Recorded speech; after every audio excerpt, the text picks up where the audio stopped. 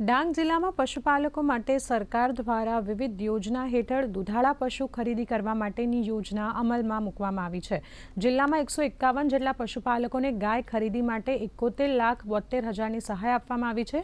તો ડાંગ જિલ્લામાં વઘઈ અને સુબીર તાલુકા ખાતે દૂધ શીત કેન્દ્રો ખોલવામાં આવ્યા છે, જેમાં ડાંગ જિલ્લાના પશુપાલકો દૂધ ભરવાનું કામ કરે છે।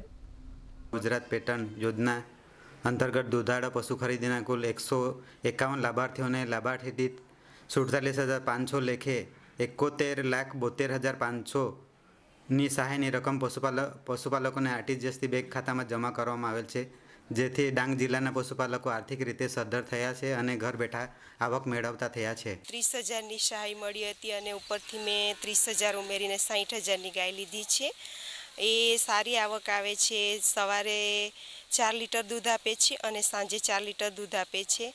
એનાથી મને મહિનામાં લગભગ 10,000ની ઇન્કમ મળી છે અને અમે મહેનત કરીએ છીએ। મૈનુબેન અમે પાદલખાડી ડેરીમાં દૂધ ભરતો હતો અને દાણના કાપાજીની 10-11 હજાર મહિનાના પગાર મળે।